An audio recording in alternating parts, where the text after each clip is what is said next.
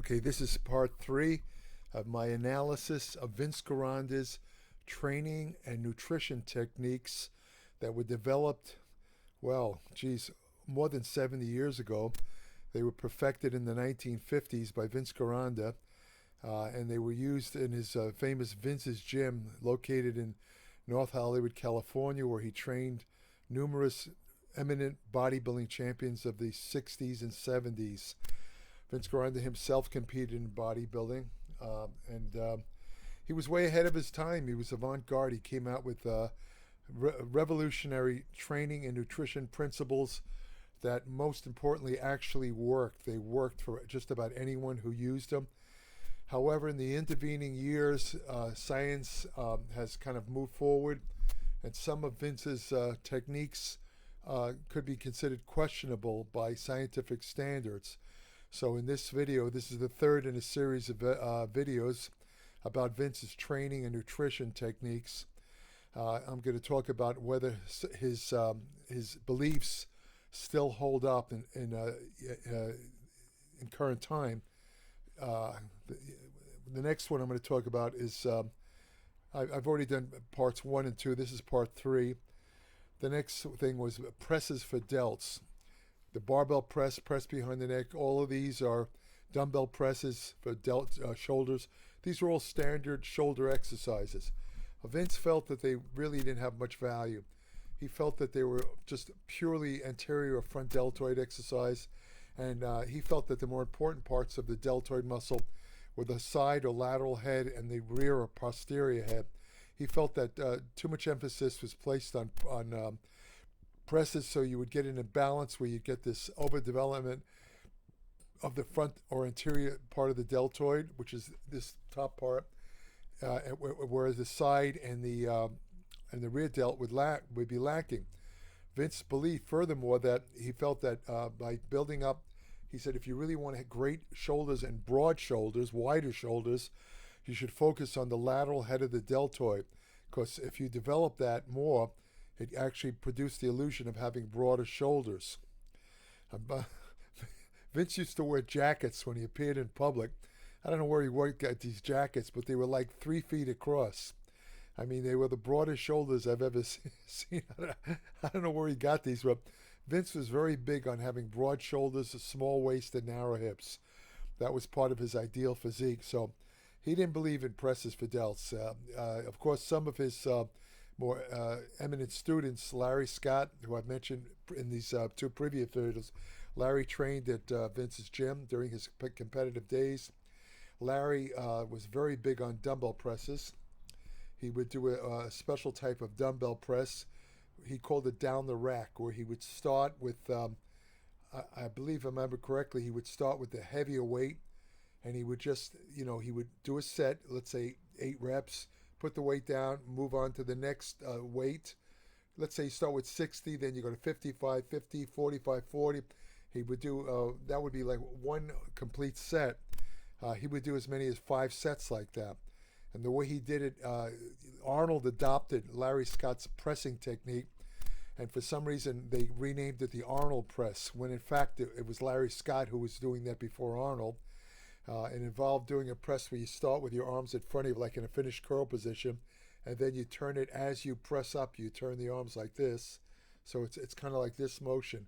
You just go right past your head. You don't go all the way up, because if you press past all the way up, you're actually not working the deltoid anymore. You're working the trapezius, the upper back. So this is the way Larry Scott did those presses. He felt that by moving his arm like this, he involved the lateral and the anterior head. But Vince, he didn't believe in presses. He thought there was garbage exercise. Vince also didn't like one-arm exercises. Why he didn't like one-arm exercises is still obscure, because if I recall, when I trained under Vince's knowledge, tutorship, whatever you want to call it, when he was giving me exercises, I could swear that one of the exercises he gave me was a one-arm tricep exercise, although I could be wrong about that. But generally speaking, Vince didn't believe in one-arm exercises. However, this was not correct. There's nothing wrong with one-arm exercises. As a matter of fact, there's something called cross-education, where if you work one arm, a lot of the muscle gains are transferred to the other arm, even though the other arm or leg, either way, is not involved in the exercise. It has to do with neuromuscular patterns. So Vince's contention that one-arm exercises weren't good is not correct. That one he was wrong on. Also, another thing that Vince didn't get correctly was mixing carbs and protein. Vince felt that carbs should be eaten separately from protein. He felt that they interfered with each other, but that's not the way it works. The human body, there's specific enzymes that digest carbohydrates. Disaccharides, for example, digest sugars. Proteoses digest protein. They don't interfere with each other. As a matter of fact, it's long been known that when you combine carbohydrate with protein in the meal, carbohydrates supply what they call a protein-sparing action. In other words, because carbs are used more readily as a fuel source, it'll spare the protein from being used as a fuel source, which doesn't happen very often anyway. The only time you're going to use protein as a fuel source is if all your glycogen, which is stored carbohydrate, if your glycogen is completely depleted and you're engaged in very long, exhaustive exercise, such as long distance running, ultramarathon swimming, that kind of thing, triathlete, those things, if you deplete the carbohydrate stores in the body, about 10 to 15% of the protein will be used. That could come from muscle. So that's the only time protein is used as an energy source. But anyway, the point being that there's no interference between carbohydrate and protein. So you can have carbohydrate and protein in the same meal. I'm not sure where Vince got this. Is an old myth that some people still believe. It's not true. Vince also didn't like behind the neck chins and pull downs, which actually turned out to be scientific truth. In past videos, I mentioned that, and I also wrote articles in my Applied Metabolics about this. Behind the neck chins and pull downs put your shoulder joints in a very precarious position. You're basically squeezing the tendon. When your arms are in this back like that, you're kind of squeezing the connective tissue, and you're setting yourself up for an injury. It's not the best way to do it. However, recent studies show that some people can get away with doing presses behind the neck chins, and behind the neck pull downs. They can get away with it because they have more supple joints. In other words, their joints can actually have a little bit more flexibility, where they're not overly straining the connective tissue. For most people, that isn't true. Most people who use particularly heavy weights and exercises like press behind the neck, pull down behind the neck, and that kind of thing, they're going to wear down the joints. It happened to me when I was younger, in my 20s. One of the most popular shoulder exercises was called the press behind the neck. I got up to using very heavy weights. At one point, I was using 315 pounds for press behind the neck. I didn't feel any pain at the time. I have to admit, nothing. But what happened was I was actually wearing my joints away. I did this for a couple of years, and eventually I stopped doing presses behind the neck. And to this day, I have shoulder arthritis in both my shoulders, which limits how I can train my shoulder. I can't use any heavy weights. I'm very limited on any type of press move, and I certainly can't do press behind the neck. And that I attribute this shoulder arthritis that I have now for my years of doing heavy presses behind the neck. If I do a press at all now, and I very rarely do, I do them as a warm up for my shoulder. I'll use a grip like this with my with my hands facing this way, and I always keep it in front of my body rather than behind there, which hurts the. So Vince is correct, where behind the neck chins and pull downs are a little bit too hard on the shoulder joints, should be avoided. Always pull down in front, press in front, that type of thing. Vince felt that not training the forearms was also a mistake. This is a debatable issue. Some of the bodybuilders who had the best forearm development I've ever seen never did a single wrist curl, never did a reverse curl, never did anything. Examples include Dorian Yates. Dorian Yates, and when he was competing in bottom, if you look at photos, his forearms were enormous. Mike Mentzer, another high-intensity training advocate, enormous, huge forearms. Casey Viator, another high-intensity training advocate, gigantic forearm. None of these guys ever did any forearm work at all. On the other hand, I did forearm work for many years because I came across some research showing that if you keep your forearm, if your forearms are strong, not only will it aid your bicep training, and of course it does look better if you have, forearms, bigger forearms that are in proportion to your bicep and tricep. It makes for more symmetrical arm development. Besides that, it's that the forearms also, having strong forearms, also protect your elbow joints from things like from developing tendonitis in the elbows. I found that to be true also. In my more recent years, I have not done any forearm work. I've done exactly what those other guys do. The only forearm work I get is when I do my bicep training. And unfortunately, the forearms and the calves, these are the peripheral muscles of the body, they're the first to go when you get older. And just about every man, when he gets past 40, no matter how hard he trains, he will notice a considerable loss of muscle mass in the forearms and the calves. That's the way the body works. The body will start to break down the muscles it considers the most expendable. It doesn't care that the calves are important or forearms look good. It'll just break down the muscle. It's just something that happens. It has to do with motor neurons. I'm not going to get into the actual reasons. I do in my applied metabolics, but it's too extensive to talk about in this video. But Vince felt that you should always train your forearms. Vince felt that skipping breakfast was a big mistake.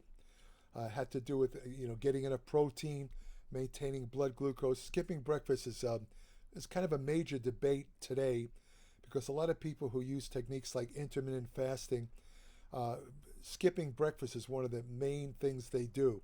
In other words, they won't eat for, let's say, 12, 16 hours, something like that. And the most expendable meal is breakfast. And a lot of people think that breakfast is not an important meal. Breakfast, if you look at the word breakfast, break fast. In other words, you haven't eaten all night. Breakfast is your first meal of the day, so you're supplying nutrients that your body might need that you haven't consumed in many hours. That's the whole principle behind eating breakfast. It's not an absolute necessity. However, there's been a couple of recent studies that I saw which indicate that people involved in resistance training, they had one group that consistently ate breakfast that included a moderate amount of protein. The other group skipped breakfast. The group that ate the breakfast that contained protein made better muscle gains than those who skipped breakfast. So I guess you could say Vince was correct about the skipping breakfast, although I wouldn't call skipping breakfast an absolute mistake. It's up to the individual. Side bends.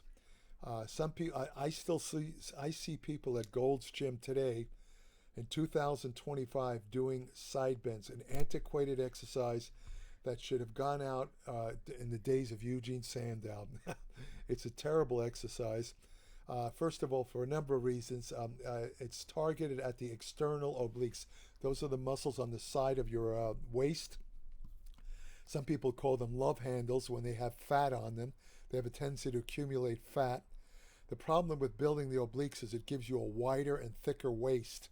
And that's not really great if you're competing in bodybuilding contests. It's better to have the smallest waist possible while still having some abdominal muscles. But even worse is the fact that that bending motion really plays havoc with your spinal column and your discs in the lumbar area, lower back. It's very bad on the lower back. And the ostensible reason why people do side bends is that they think it's somehow going to reduce their waist. In other words, they think by doing side bends, it'll cut the fat, get rid of the so-called love handle. Just the opposite. It actually builds the muscle and makes your waist bigger, not smaller. But the really ironic thing that I see about side bends is when I see people doing it, and the people who do it usually have no concept of training whatsoever. You can tell by the way the rest of the exercise they do. They have no idea how to train. They probably saw somebody doing these side bends and they thought that it would reduce their waist or whatever. When they do it, they almost invariably are doing it wrong. In other words, they do something like this. In other words, they're not even doing anything. They're just kind of moving they're kind of going, Another side bend would be like all the way, each way, all the way. They're going like this, and somehow they think they're doing something. Well, what can I say? Side bends are garbage. Vince was right about that. Nobody needs to do side bends. Same with seated twists. I did seated twists when I was a kid, 14 years old, training in Mid-City Gym. I started my workout, but with, believe it or not, 30 minutes of seated twists with an empty bar on my shoulders. I developed extreme flexibility where it looked like I could turn my torso around 360 degrees.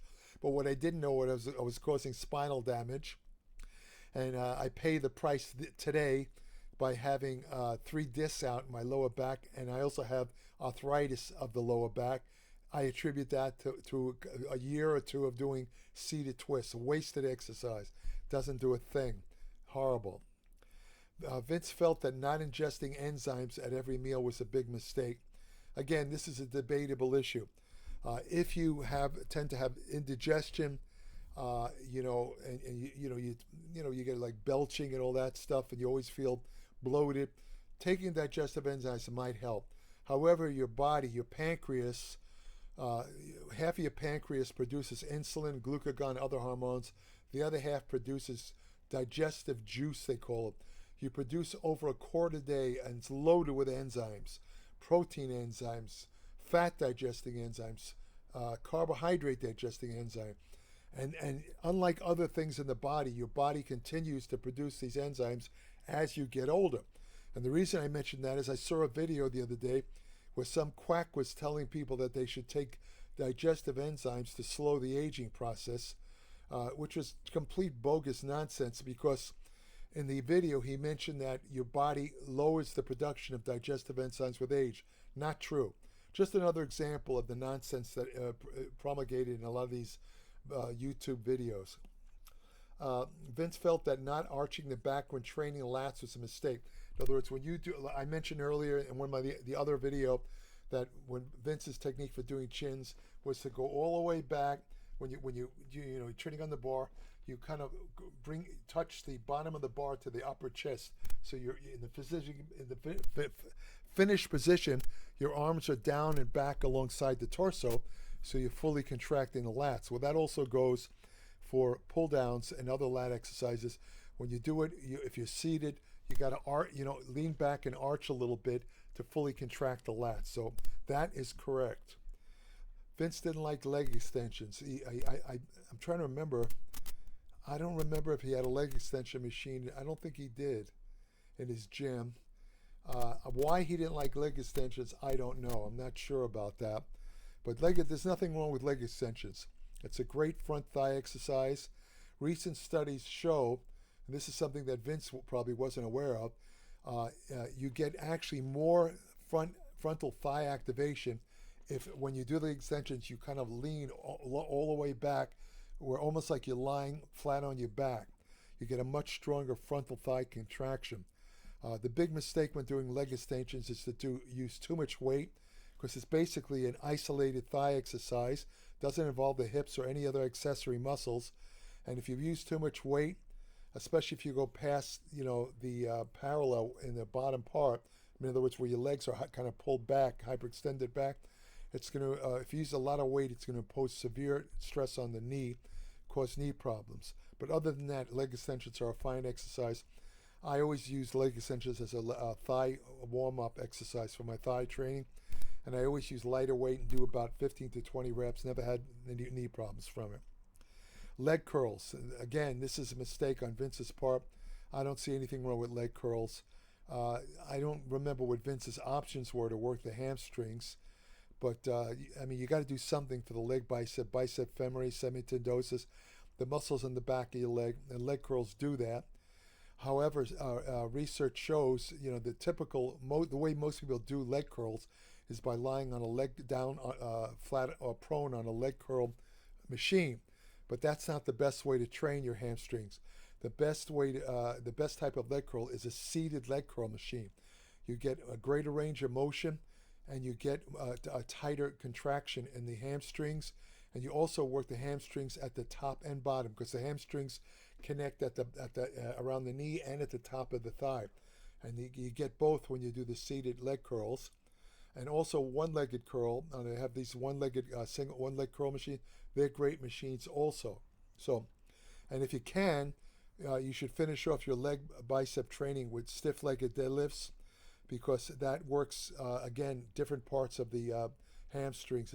I can't do stiff-legged deadlifts because of the discs out in my lower back, but it's a great exercise if you can handle it. Vince felt that not changing your exercise program enough was a mistake. Again, that's debatable.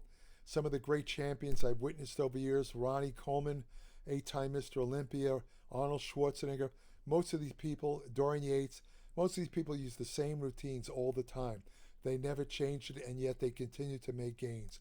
The main reason for changing your exercise program is basically psychological. In other words, some exercise you might get bored with, so you're not pushing hard enough. You're not using as much intensity. When you introduce a new exercise, you're more enthusiastic. You tend to train harder. In that sense, it'll promote gains. So that's the only real reason to change an exercise program or change exercises. It's more for psychological than physical reasons. Vince felt that not focusing on stubborn muscles was a mistake, and that's an obvious mistake. I mean, if your calves are weak and you don't train them, or your bicep is weak, or your pecs are weak, obviously that's a big mistake. They should be given priority. If you have, for example, weak calves, and calves are largely a genetic muscle, let's face it. I mean, you're not going to get gigantic calves unless you were kind of born that way. But anyone can improve their calves. I've made videos about that. Anyone can, if you train them hard enough and intensely enough and don't overtrain them, no matter how bad your calves are, you can get some improvement. So you should always, if you have a stubborn muscle, that should be done first. Like if you train legs, do your calves before you train your thighs. Make it the muscle priority, because that's when you have the most energy. Vince felt that not taking supplements was also a major mistake. Now, supplements are just that. I mentioned this again in other videos. You supplement what you're not getting. There's two reasons to supplement, two reasons. The first reason is to supplement nutrients that you're not getting in your diet. For example, if you don't eat fruit, it's a good idea to take a vitamin C supplement. If you're not eating a large variety of foods, you want to definitely take a vitamin mineral supplement.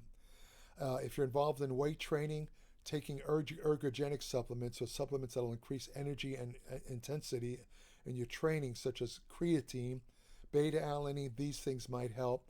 And there's a third category of supplements that are useful, and those are brain supplements, which I've mentioned in other videos, that actually help your brain work better, increase your focus, concentration, and cognitive or thinking ability. So those are the conditions where supplements can really help.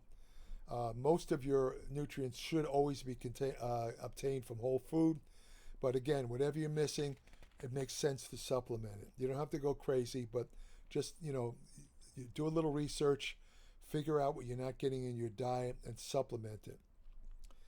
Lack of concentration. Okay, I mentioned this in one of the other videos that I did here. Going to the gym and playing with your cell phone, looking at Facebook, Instagram when you're supposed to be training, resting too long, this kind of stuff is not great for gains. As a matter of fact, it's going to slow gains down to nothing. The people I see at Gold's Gym that walk around with cell phones, constantly playing with their cell phones between sets, they never make any progress. I've seen some of these people now for a couple of years, no change. They make no gains. They don't lose any fat. They don't gain any muscle because they're training wrong. They're not focusing on their training. It's a big mistake. Now, if you're using your phone to listen to your own music, or you're using your phone to record your workouts, that's fine. But if you're bringing a phone into the gym to look at Facebook, Instagram, and other garbage or videos, you should stay home. Why even bother going to the gym? You're more or less wasting your time. It's ridiculous. It makes no sense at all. And of course, the other possible reason of bringing a phone into the gym is if you have some important call that let's say you're married, your wife's about to give birth at any time, or you have a relative that's very ill, you have to have your phone with you. That's okay. That makes sense. But to bring the phone in to look at crap like Facebook and Instagram, you're not serious. I don't care who you are. I'm telling you, If you bring the phone in for any other reason than the ones I just said, you're not serious. You're basically wasting your time. You should take up tennis or something. The last thing that Vince, well, there's other things, but in this video, Vince was dead set against jogging, that type of thing. He wasn't big on aerobics either. He felt that jogging and aerobics cause a shock to the nervous system. And because of that, it tended to, especially in people that were trying to gain muscle, people who were underweight, it actually was such a shock to the nervous system that it prevented muscle gains. There is a certain amount of truth where if you do excessive amounts of aerobics, you will increase levels of the catabolic hormone cortisol, which will actually blunt muscle growth and in some cases actually cause muscle loss. However, it is very important, especially if you're over 40, to include some sort of cardiovascular training in your workouts, because your heart is extremely important. And yes, you do train your heart to a certain extent with resistant training, but exercise always must be specific.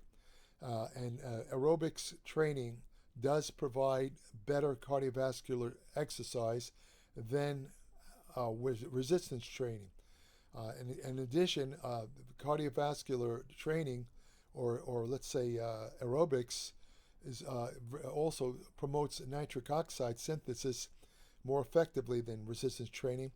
And the nitric oxide that's released helps keep your arteries supple, helps to prevent the development of atherosclerosis and cardiovascular disease. So jogging or aerobic training is fine. You just don't want to overdo it.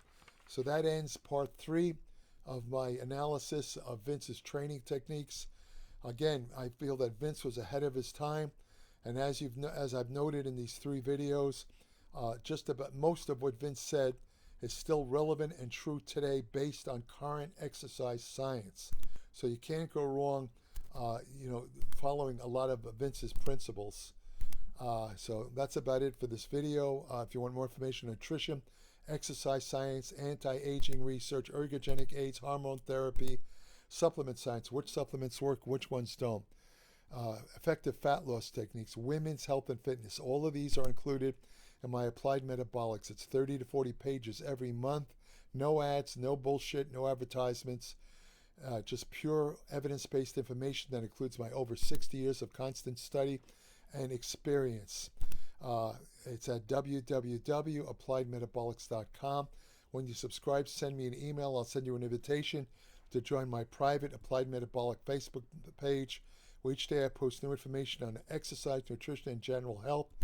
I have an email portal on my Applied Metabolics webpage where current subscribers only could send me short questions about anything they read in Applied Metabolics or anything they're curious about related to exercise and nutrition, and I will answer the question as a bonus because of their subscription to Applied Metabolics. So if you think my videos are of use, I have this channel. I post new videos every Tuesday.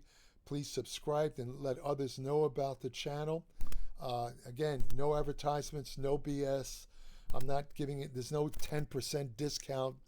We see that's a shill. Those people are shills for supplement companies. They're never going to give you the full story. I'm just giving you pure, unbiased, evidence-based information. So if you want that, subscribe to my channel.